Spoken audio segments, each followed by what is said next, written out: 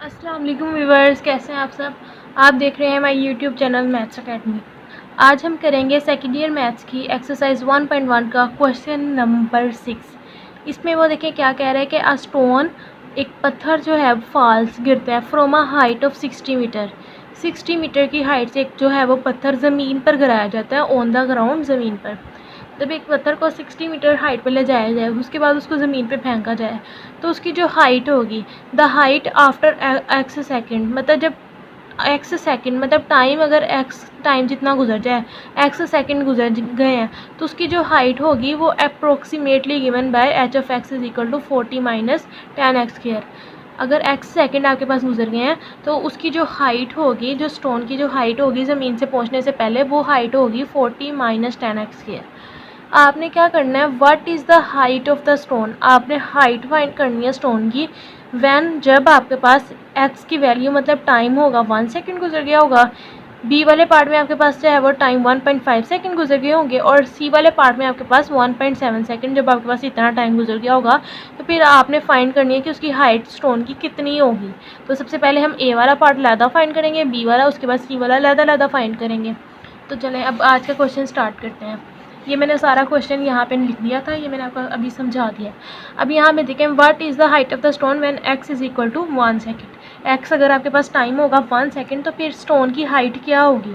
तो हाइट उसने कहा था जब भी आपके पास एक्स सेकेंड गुजर गए होंगे, तो आपके पास हाइट उसकी क्या होगी, H of x is equal to 40 minus 10x किया है। यहाँ पे हम लिखेंगे H of x is equal to 40 minus 10x square. ये आपने साइड पे मेंशन करवा देना कि हमारे पास हाइट ये है। अब हमने देखना है कि टाइम आपके पास अगर 1 सेकेंड गुजरेंगे तो फिर हाइट क्या आई है। तो हम यहाँ पे क्या करेंगे, पुट कर देंगे x की जगह टाइम की वैल्यू पुट कर देंगे, वो हमारे पास है 1 सेकेंड।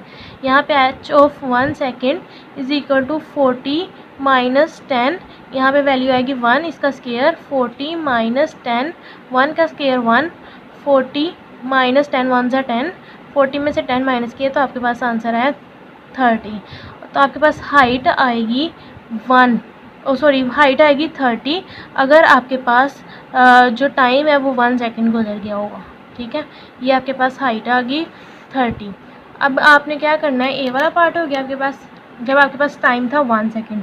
अब आपने फिर से जो है वो हाइट फाइंड करनी है जब आपके पास बी वाले पार्ट में वो कहता है कि आपके पास टाइम जो है वो गुजर गया हो X equal to 1.5 second. 1.5 second पे आपने जो है वो हाइट फाइंड करनी है। दोबारा से फॉर्मूला लिखेंगे, H of x is equal to 40 minus 10x square.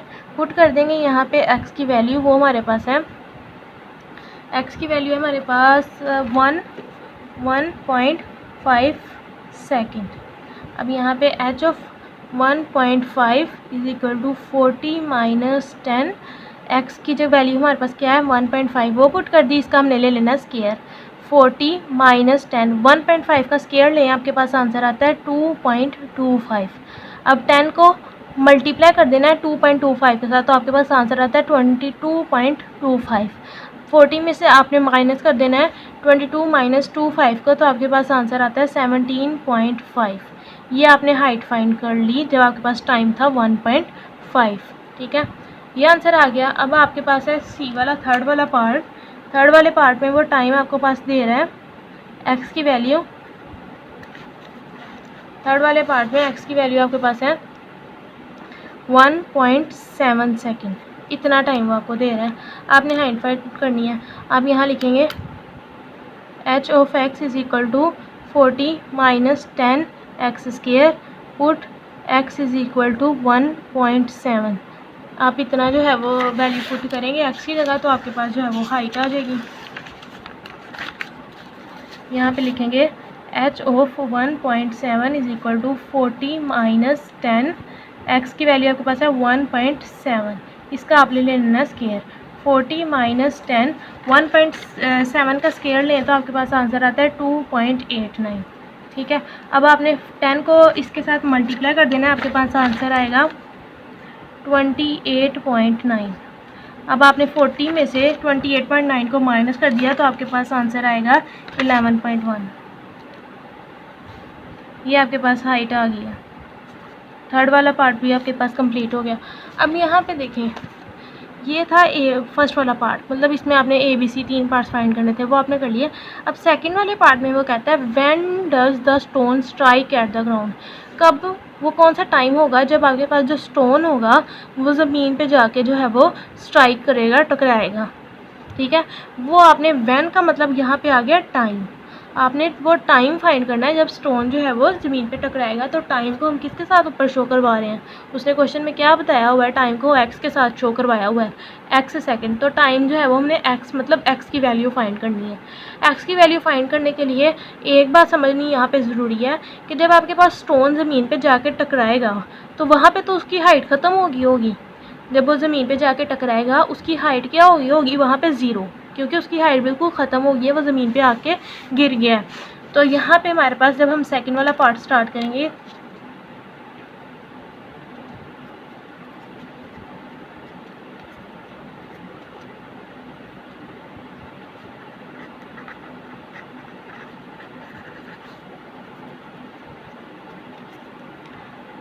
आपने यहाँ पे लिखना है हाइट क्या दी हुई थी उसने, h of x is equal to 40 minus 10 x square. यहाँ पे आपके पास हाइट क्या हो जाएगी, 0 हो जाएगी, क्योंकि ज़मीन पे स्टोन स्ट्राइक हो गया है, हाइट आपके पास ख़त्म हो गई है। तो यहाँ पे आप वैल्यू पुट करें, 0 is equal to 40 minus 10 x square. यहाँ से अब आप x की मतलब टाइम की वैल्यू निकालेंगे, प्लस 40 है, दूसरी तरफ जाके हो जाएगा minus 40 is equal to minus 10 x square. अब यहाँ पे माइनस 10 मल्टीप्लाई हो रहा है, दूसरी तरफ जाके डिवाइड हो जाएगा, minus 10 is equal to x square. Minus sign ऊपर नीचे कैंसिल हो जाएंगे, 10 1 10 10 4 40। तो x square is equal to आपके पास आया 4 के। अब आपने क्या करना है, दोनों तरफ स्क्वायर रूट ले लेना है। एक्स स्क्वायर के ऊपर स्क्वायर रूट आ जाएगा, 2 स्क्वायर के ऊपर स्क्वायर रूट आ जाएगा। यहाँ पे ये कैंसिल होके ये भी कैंसिल होके एक्स की वैल्यू आपके पास 2 आ जाएगी। जब 2 सेकंड गुजरेंगे तो आपके पास जो स्टोन होगा वो ज़मीन पे आके स्ट्राइक कर जाएगा। ठीक है, ये आपके पास हो गया सेकंड वाला पार्ट फाइंड। अब नेक्स्ट करते हैं क्वेश्चन नंबर 7। चलेंगे, मैंने क्वेश्चन नंबर 7 लिख लिया। उसमें वो कह रहा था show that the parametric equations, ये आपको जो है 3 पार्ट्स दिए गए हैं, तीनों पार्ट्स में उसने जो है वो पैरामीट्रिक इक्वेशंस दी गई हैं। पैरामीट्रिक इक्वेशंस क्या होती हैं, ये मैंने आपको पिछले लेक्चर्स में पढ़ाया था कि आपके पास ऐसी इक्वेशंस जिनको हम पैरामीटर्स की फॉर्म में एक्सप्रेस कर सकें। और पैरामीटर्स आपके पास थे थीटा और टी, इन ये जो दो आपके पास पैरामीटर्स मेन होते हैं, थीटा और टी, इनकी फॉर्म में जब आपके पास इक्वेशन लिखी होती है तो हम उसको पैरामीट्रिक इक्वेशंस कहते हैं। अब वो कह रहे हैं कि आपके पास ये पैरामीट्रिक इक्वेशंस दी गई हैं, आपने इसको रिप्रेजेंट करवाना है द इक्वेशन ऑफ पैराबोला। कौन सी इक्वेशन में, पैराबोला की इक्वेशन में। ये जो इक्वेशन है ये आपके पास पैराबोला की इक्वेशन है, ये आपसे एमसीक्यूज में भी पूछी जा सकती है कि इक्वेशन ऑफ पैराबोला, उसके नीचे 4 ऑप्शन दिए होंगे तो आपने ये वाली ऑप्शन को जो है वो टिक करना होगा। ठीक है, अब यहाँ पे देखें एक्स और वाई दो आपके पास जो है वो इक्वेशन दी गई हैं, पैरामीट्रिक इक्वेशंस।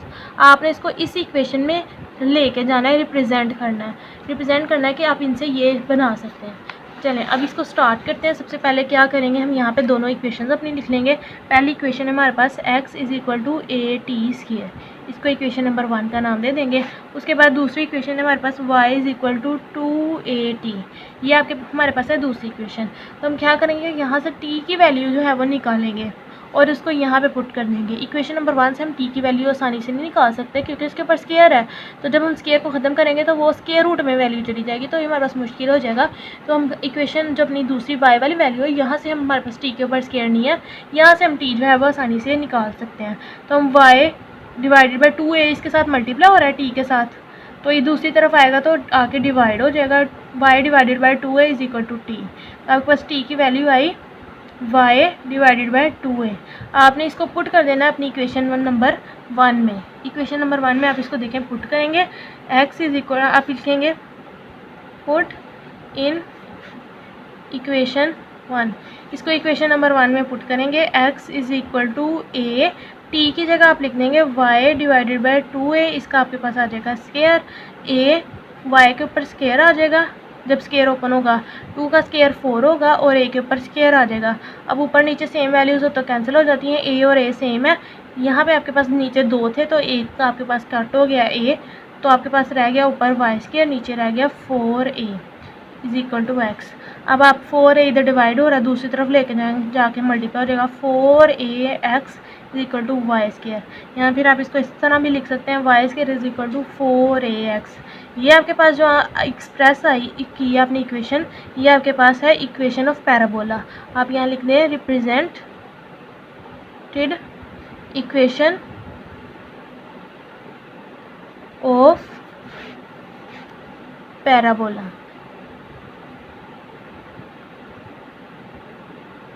ये जो इक्वेशन है वो आपके पास जो है वो इक्वेशन ऑफ पैराबोला को रिप्रेजेंट कर रही है। अब आगे करते हैं इसका सेकंड वाला पार्ट। ये मैंने सेकंड पार्ट यहाँ पे लिख लिया। इसमें वो कह रहा है x is equal to a cos theta, y is equal to b sine theta. ये आपके पास दो पैरामीट्रिक इक्वेशंस दी गई हैं। आपने क्या करना है, इनको रिप्रेजेंट करवाना है इक्वेशन ऑफ एलिप्स में। एलिप्स इक्वेशन क्या होती है, ये आपके पास एलिप्स इक्वेशन है, ये भी आपने याद रखनी है जुबानी। X square over a square plus y square over b square is equal to 1। अब आपके पास जो गिवन इक्वेशंस है पैरामीट्रिक इक्वेशंस वो लिख लेंगे। X is equal to a cos theta, y is equal to b sine theta. ये दो इक्वेशंस आपको जो है वो गिवन है। अब यहाँ पे आपने बनाने के लिए आप देखें जो चीज़ आपने बनानी है उसमें क्या चाहिए, एक्स से साथ डिवाइड हो रहा है ए, तो यहाँ पे आपके पास पहली इक्वेशन में ए है और वो दूसरी तरफ एक्स है, तो आप उसको लेके जाएंगे तो ये वाली फॉर्म बन जाएगी एक्स डिवाइडेड बाई ए।